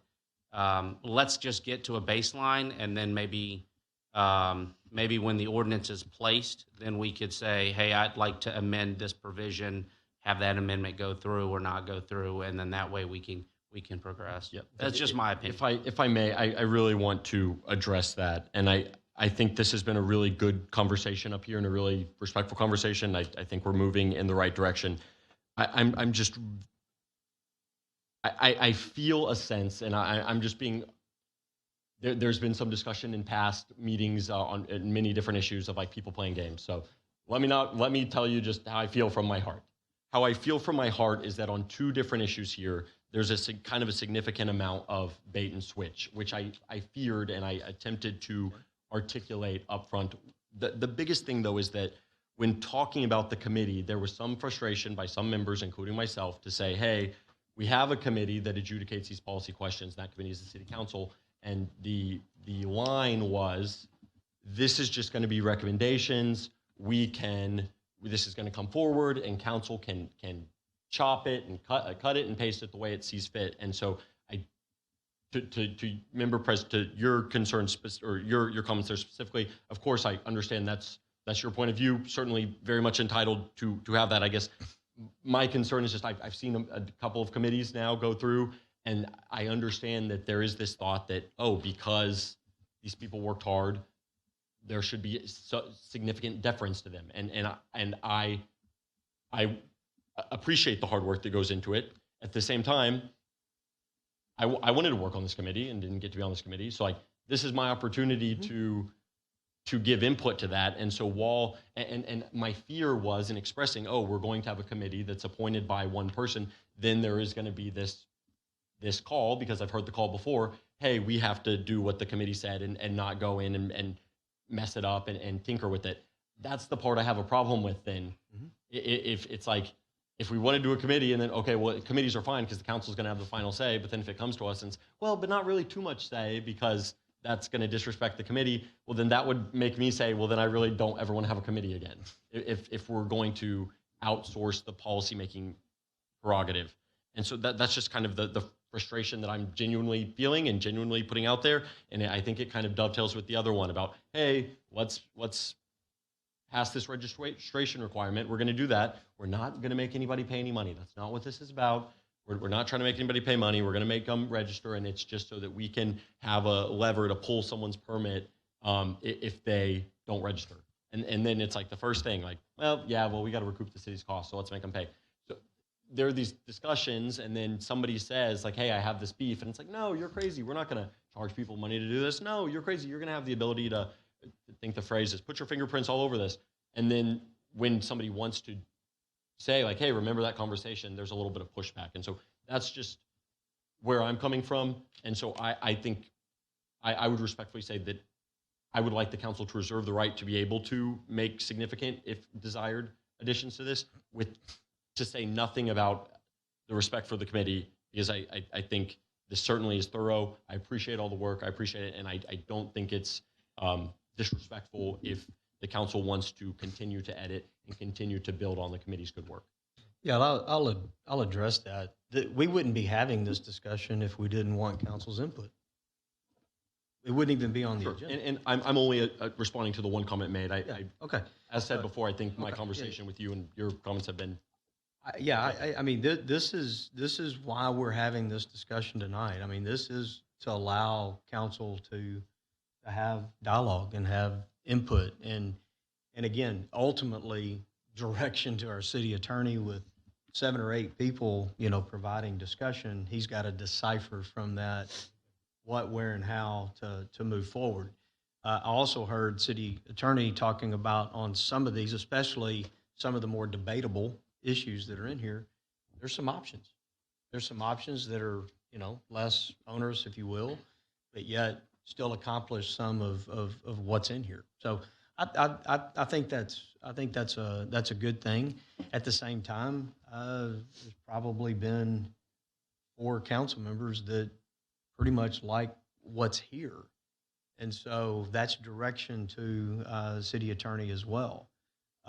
So what I would expect, kind of hearing all the discussion, is that the bulk of what you see here, maybe not all of it, but the bulk of it is probably going to be reduced to an ordinance, and then we're going to have a couple of options on 2 to 4 of these main sticking points that we ultimately, like I said, arm wrestle. I think that was the word I used earlier. We might arm wrestle on 2 to 4 of these, and we'll adopt an ordinance. So, and at the end of the day, council had the final say. So, Mr. Kamkar?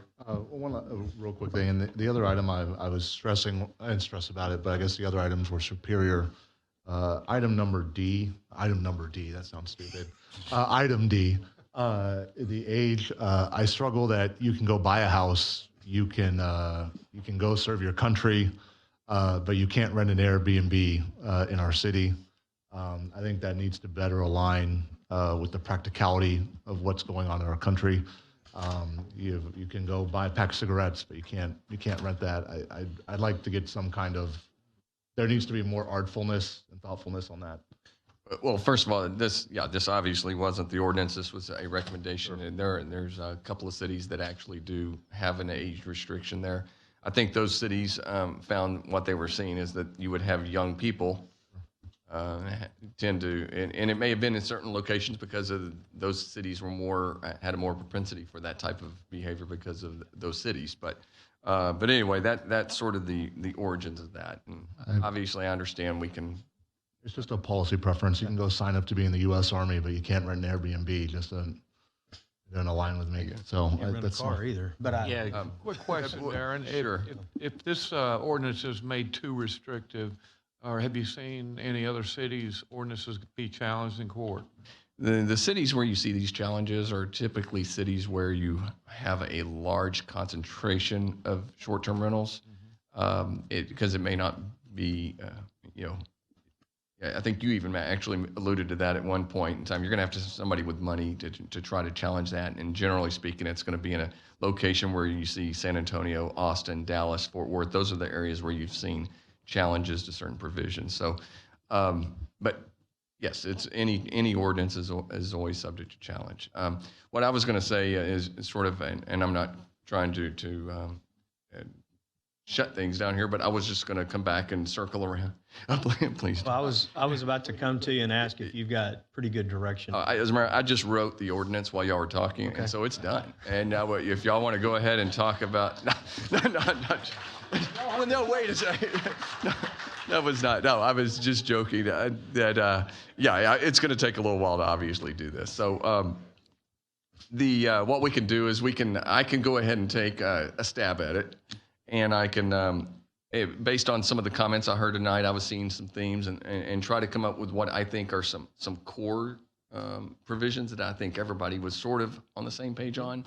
And then on those areas where I felt like where we weren't, in that draft, I can have different alternatives for that, and we can knock that around. I suspect that we'll have another discussion. I don't plan on bringing this right back to council and saying, hey, let's do the first reading of this, and that's when we debate it. I think we probably need to have an additional meeting like this to work through it before we would put it on for any kind of reading. So, Okay. If that's all right with council. I would agree with that. I was going section by section. I want to address the last one quickly.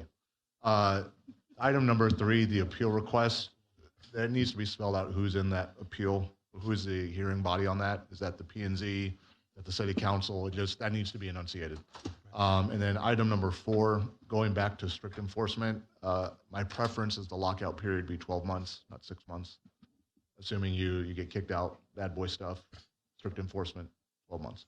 Good deal. I don't see anybody else moving. All right. Thank you to the members of the public to bear with us through that. This has obviously been, when you write legislation, what do they say? It's sausage making. It's not pretty. But nonetheless, we had to go through this in order to give very good feedback to our council so we can write this ordinance. I want to thank our members of the committee again. Thank you very much for the effort that you put in. Continue to stay engaged as we get the ordinance done. Hopefully, sometime in January we can have that, and then we'll have more lively discussion about some of the components. But I think for the most part, what's here is very good and is probably going to be seen in this ordinance. And then, like I said, we'll see a few provisions change and some options. So thank you again for all that. Let's move on to new business item number 2. Mr. Carbone stepped out, so Mayor Pro Tem, would you place it on the table, please? Yes, Mayor, absolutely. Consideration and possible action. Resolution number R2021-CUP21-00033. This is bringing this back up. It's a postponed from the December 6th council meeting. So moved. Second. We have a motion, a second. Quick staff report. Yes, sir. Mayor and Council, this is a request for a CUP for a liquor package store on Broadway, just near the south of the Chamber of Commerce in this existing strip center. One of the units there. As you anticipated, Council did discuss this quite a bit, but at the last meeting on the merits, and it's postponed, and it's back here for you for consideration. Nothing to add. All right. Moving forward, excuse me. Sorry, I just had a ringing in my ear. It was very loud. Moving forward, any questions, comments from council? Member Owens? Sorry. Yeah, I might as well start it out. The short answer is mine is no. Within the 3 to 5 mile radius, you got, or within a 5 mile radius, you have 5 liquor stores.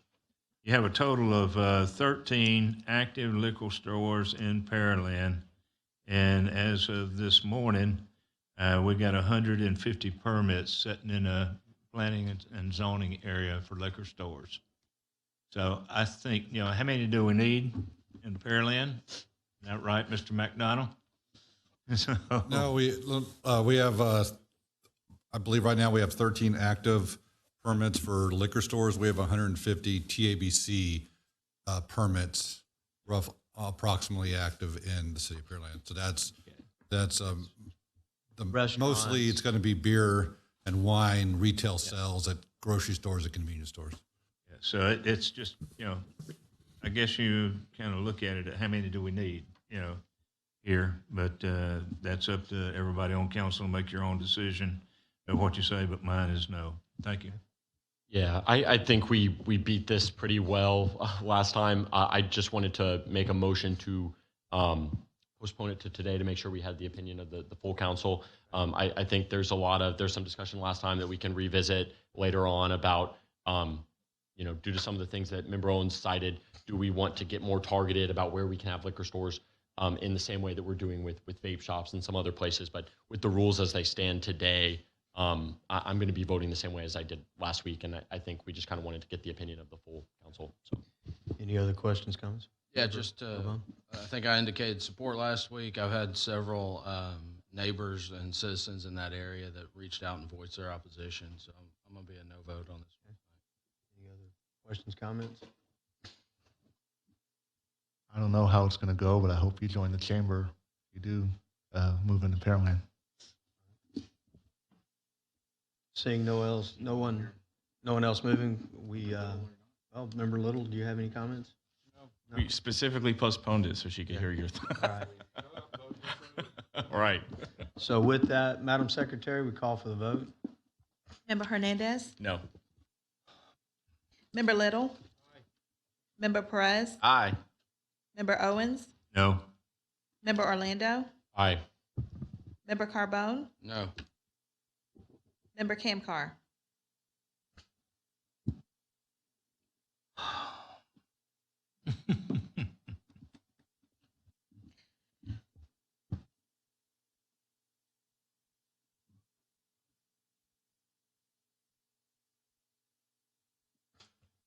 She's not going to rent it out.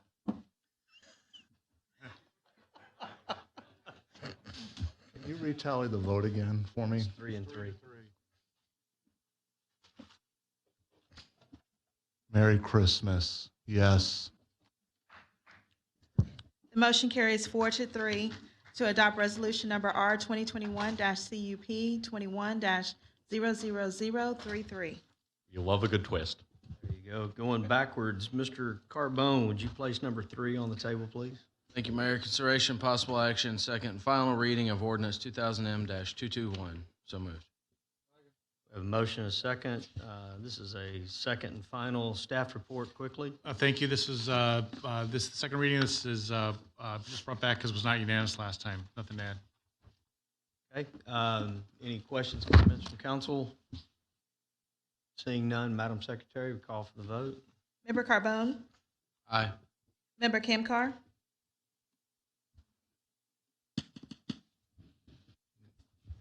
Yeah, we're going a little fast. Can we rehash what is this item again? Sorry, this was the business trying to go to the residential zoning district. Yes. I was a no on this one. I'm gonna have to be a no. No. Member Hernandez? Aye. Member Little? Member Perez? Step down. Step down. Member Owens? Aye. Member Orlando? Aye. The motion carries 5-1. All right, moving forward, Mr. Camcar, would you place number 4 on the table, please? Yes, Mayor. Consideration possible action resolution R 2021-288. So moved. Second. Motion and a second. Staff report. Thank you, Mayor. This is something that's before you. It's required that the council adopt a letter of no objection. These are the new owners of residential development existing that has had these tax credits. The new owners are looking to invest significant amounts of money into the property for its long-term sustainability, viability, and they are looking to get this letter of no objection from the council so that they can extend the tax credits that would run with the term of their investment. They are looking, just to be clear, to expand and make all the units affordable. There was a small amount that had previously been market rate, but we've reviewed this and recommend your positive consideration to file this letter. Nothing to add. All right. Questions, comments from council? Seeing none. Oh, Member Carbone. Just to highlight, the property is currently valued, at $4.3 million, and they're looking to put $8 to $9 million in improvements. So I just hope the Missouri County Appraisal District's listening to that and get our tax base up. Right. I hope they join the chamber. All right. Seeing no other comments, moving in that direction, Madam Secretary, call for the vote. Member Camcar? Aye. Member Hernandez? Aye. Member Little? Aye. Member Perez? Aye. Member Owens? Aye. Member Orlando? Aye. Member Carbone? Aye. The motion carries 7-0 to adopt resolution number R 2021-288. Member Little, if you would put number 5 on the table, I'd appreciate it. Thank you, Mayor. Consideration and possible action, resolution number R 2021-282. So moved. Second. We have a motion and a second. Staff report. Thanks, sir. I'll cover both 5 and 6 together. The only reason these are not on consent, these are renewals of existing agreements the city has. You had asked us a couple years ago to begin the process and talk about how the city had previously provided service into the unincorporated areas, our future ETJs, at no cost, but that was not a policy sustainability question. And so we shared that and went through a long process. It's been working well from our perspective, whereby the city continues to provide top flight emergency fire and EMS services into the unincorporated areas. But the city in return is reimbursed for a portion of those through the ESD. They provide the maximum tax and then turn that over to the city. So representatives of other districts are here, but with the first time agreement, did spend a little bit of time in updating the language. And as was noted earlier, Mr. Hardy and the fire department have engaged with the ESD boards, and that's all been going very well. So these two are before you for action tonight. Nothing to add. All right. Questions, comments? Yes, Mayor. So I remember when this came before us initially, I had some comments regarding the fact that one of these ESDs in particular, I felt had an option on the table via the MUD in that area to recover the entirety of the cost. And I still have heartburn that in this particular area, in this arrangement, that Pearland taxpayers are to a degree subsidizing this service for non-Pearland taxpayers. So I would like to just ask that staff reach out to our state rep on revisiting the ceiling that currently exists on the amount that we can collect for this in order to find some additional revenue for this, because it's my understanding we are still not made whole on this, and I would like to see what options are on the table. But I'll vote for it tonight to continue this because I want the service to continue, but for future discussion, that's what I would like, Mayor. Thank you. Good deal. Questions, comments? Just a curiosity, how far off are we from being made whole?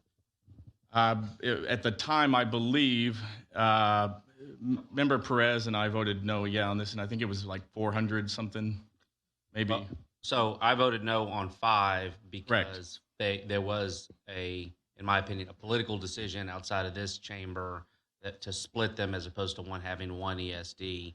But now it is what it is. So I think, if I remember correctly, and Vance may know off the top of his head, but I think there was about $200,000 discrepancy in what we project as the cost of service and what they could provide back to us with the 10-cent cap. And that was in one, but I think for both of them collectively, it was close to $1 million, if not more than $1 million. So I would just, again, I just want to see whatever options. I know we probably don't have the numbers in front of you tonight. I don't want to put you in that situation, but for sure want to revisit this for future discussion if there's some way that we can dialogue with the state to look at the current ESD cap.